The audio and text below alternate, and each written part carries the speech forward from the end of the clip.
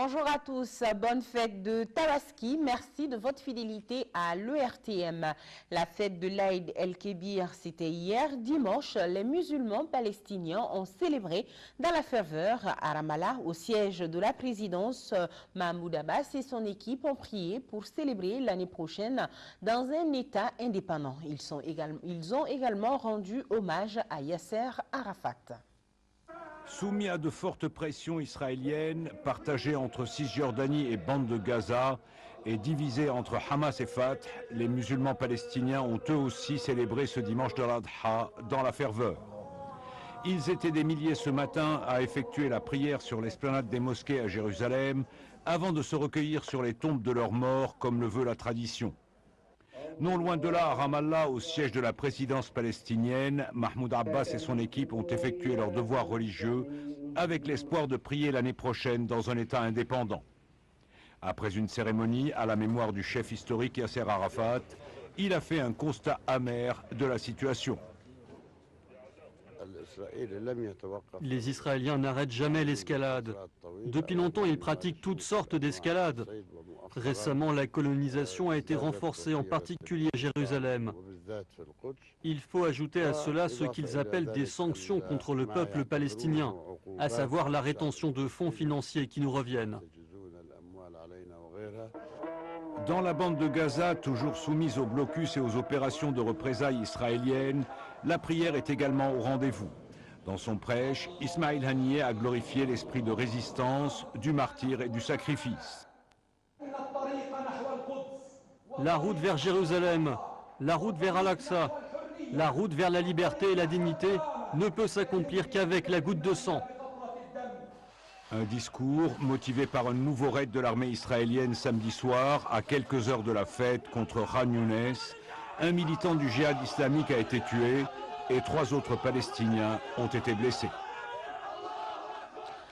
À présent, jetons un clin d'œil sur le film de ce rite musulman, l'Aïd el-Kébir. Le Hajj a lieu, vous le savez, entre le 8 et le 13 du dernier mois lunaire appelé Dhul Hijjah ou Sou al-Hijjah, constituant une épreuve physiquement épuisante. Le pèlerinage se déroule selon des règles précises au nombre de plusieurs centaines sous sa forme complète. Il s'effectue sur de nombreux sites. La Mecque, Mina, Arafat, Muzdalifa, le déroulé synthétique du Hajj, sa signification et d'abord sa genèse avec Souri Ibrahima Keïta. Tout est parti en l'an 9 de l'Hégire avec la révélation de la sourate Al-Imran, faisant obligation à tout musulman, la 5e de l'islam, d'effectuer le pèlerinage à la Mecque au moins une fois dans sa vie. Ce pèlerinage pourrait lui permettre de faire pardonner tous ses péchés comme s'il était né à nouveau. Acte d'amour pour Dieu, mais aussi de reconnaissance et de commémoration du voyage d'Ibrahim et de sa famille. Flashback, figure emblématique de l'islam, modèle de piété, fervent adorateur de Dieu, défenseur de l'unicité divine. Le patriarche du monothéisme pur, Ibrahim, est parti de sa ville Our, Mésopotamie, après avoir exprimé son opposition aux pratiques polythéistes de son peuple. Il s'établit en Égypte avec sa famille. Un jour, il conduit une de ses épouses, Agar ou Agar, selon, et son fils Ismaël dans une vallée d'Arabie, les confiant à Dieu, devant seul s'occuper d'eux. Et c'est ici que jaillit l'eau de Zamzam pour étancher leur soif. S'y établissent avec des caravaniers et autres commerçants randonneurs. La Mecque est née désormais. Au retour d'Ibrahim, son enfant avait 13 ans. Ils construisent la Kaaba pour y adorer Dieu unique. Un bâtiment carré en forme de cube, donc de 10 sur 12 mètres et une hauteur de 15 mètres. Aujourd'hui, situé au milieu de la mosquée Al-Haram, en partie en pierre et en marbre, avec la grande porte en cuivre, partiellement masquée par un rideau orné de versets du Coran en lettres dorées. Le musulman peut en effet accomplir les rites du pèlerinage de son choix selon les modes. 1.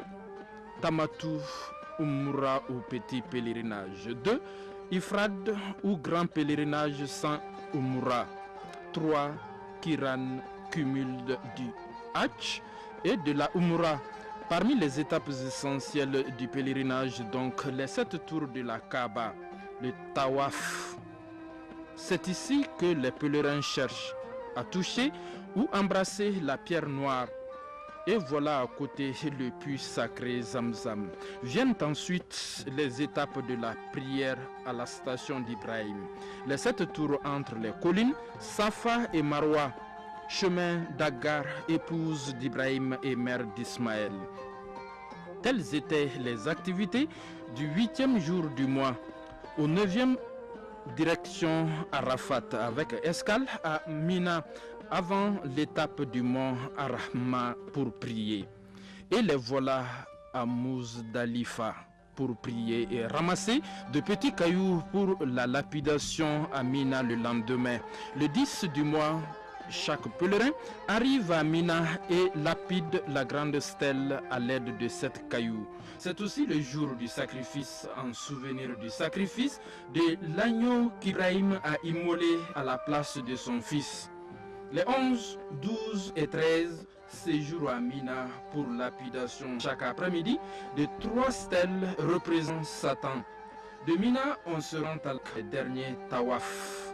C'est fini pour l'image. Direction Téhéran à présent, où maîtres d'école et élèves sont permanemment surveillés dans un établissement privé. 146 caméras guettent les moindres gestes des occupants de la place. Pour le directeur de l'école, la méthode consiste à améliorer le système éducatif iranien. Et pour les parents, elle est la bienvenue car, soutiennent-ils, ils pourraient voir ce qu'ils font leurs tout petits à tout moment. La méthode née aux États-Unis fait en tout cas débat à travers le monde. L'école Pishtaz dans l'est de Téhéran. Sa particularité, 146 caméras de vidéosurveillance pour à peu près autant d'élèves. Ici, plus aucun couloir, plus aucune salle de classe n'échappe à l'objectif des caméras. Pour le directeur de cette école privée, il s'agit d'une méthode comme une autre pour améliorer le système éducatif iranien.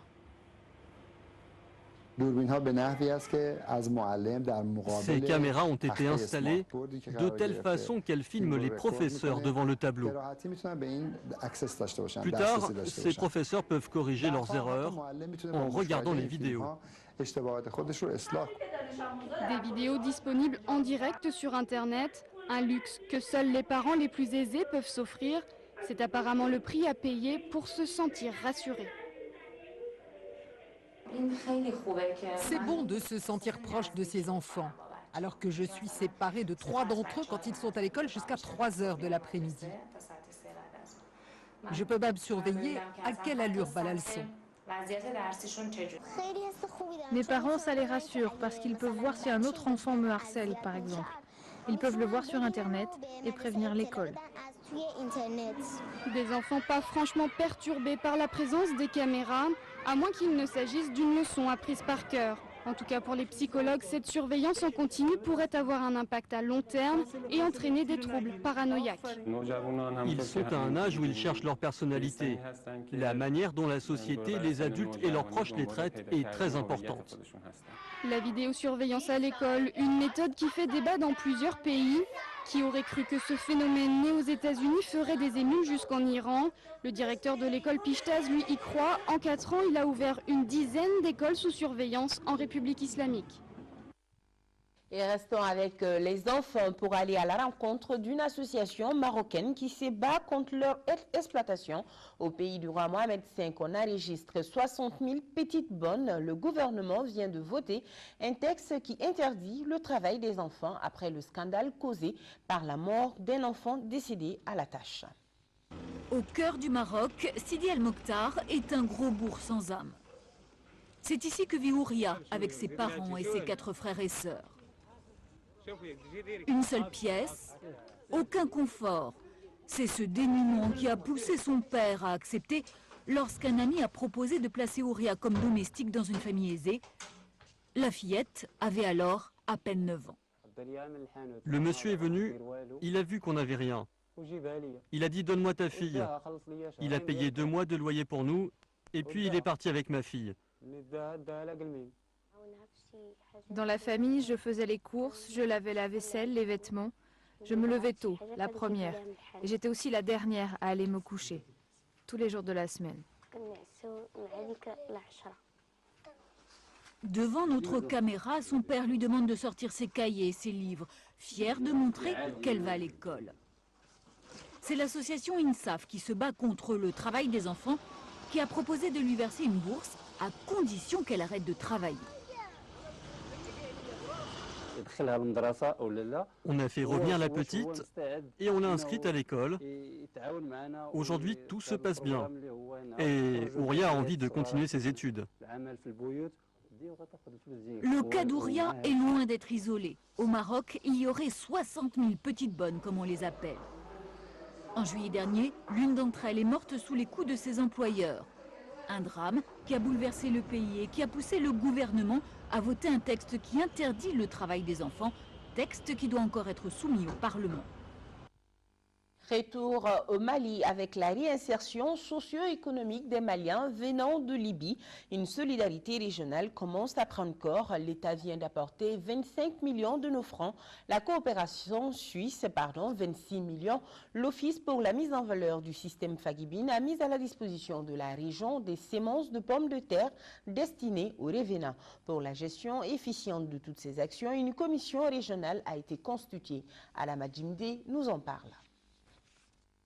La réinsertion socio-économique des revenants de Libye en 6e région est un défi majeur pour les autorités de Tombouctou.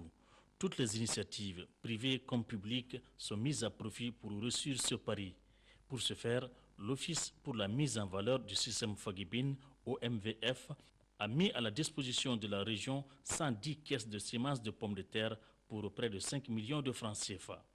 Ce geste modeste se situe dans le cadre d'une contribution aux efforts régionaux pour l'insertion des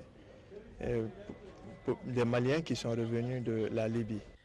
Auparavant, la commission régionale de suivi et de contrôle des populations mise en place à cet effet avait tenu à clarifier la gestion des différents dons et contributions. Nous avons jugé bon, au niveau de la commission de contrôle et de suivi des populations de la région, de partager l'information, de faire des échanges, de façon à avoir une utilisation judicieuse de ces appuis. Ainsi, nous avons jugé bon d'améliorer d'abord les structures d'accueil à travers la mise en place d'une sous-commission accueil qui fera en sorte que les structures d'accueil seront un peu améliorées en termes de toilettes, en termes d'hébergement et également de nourriture. Maintenant, au niveau également de la réinsertion, il s'agit d'amener ces revenants de Libye dans leur site d'origine et de les aider à s'insérer dans le développement local. En dehors des 25 millions de l'État, la coopération suisse a intervenu pour 26 millions de francs CFA distribués aux familles. 50 autres millions sont annoncés toujours par la coopération suisse pour installer certains revenants sur les sites de Léré, Essakan, Ber, Gargando et autres. Par ailleurs, un comité d'accueil a été constitué pour accueillir le moindre revenant de Libye. Une manière de dire aux Maliens de Libye qu'ils sont bien accueillis dans la dignité et la fierté en 6e région. Remise de dons à Gao, cité à l'occasion de la clôture de la 17e édition du mois de la solidarité, un don composé de matériel en direction des couches les plus démunies de la région. Boubacar Babli Touré, correspondance. C'est sur une note de satisfaction que le mois de la solidarité a pris fin à Gao. Les nombreuses activités menées dans le cadre de ce mois ont entièrement répondu aux attentes des autorités locales. Qu'il s'agisse de visites ponctuées, de remise de dons aux personnes les plus âgées de la région ou de distribution de fournitures scolaires, de céréales, de mototricycles, de machines à coudre. Au-delà du mois, ce que je veux dire, pour toute la population de la région, je crois que le premier responsable de la région l'a déjà dit, c'est que la solidarité ne doit pas se limiter à ce seul mois d'octobre. La solidarité doit être un comportement et il doit être tous les jours, puisque il y a tous les jours des personnes qui en ont besoin, qui n'ont pas les moyens. Pendant 30 jours, les actions de solidarité réalisées ont donné la preuve que la région de Gao est fortement attachée aux valeurs séculaires de partage de notre pays. Le thème du mois, Solidarité et genre pour une société plus équitable, a eu un véritable contenu, d'autant que les femmes, piliers de notre société, ont reçu une attention particulière au cours de ce mois. Occasion pour les autorités régionales de lancer un appel à plus d'amour et de partage au-delà du mois d'octobre.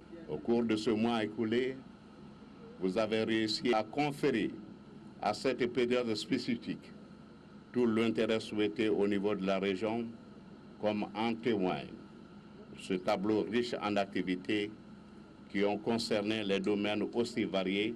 L'occasion me paraît idoine, avant de terminer, de réitérer encore, une fois de plus, mes vifs remerciements et toute notre gratitude aux généreux donateurs.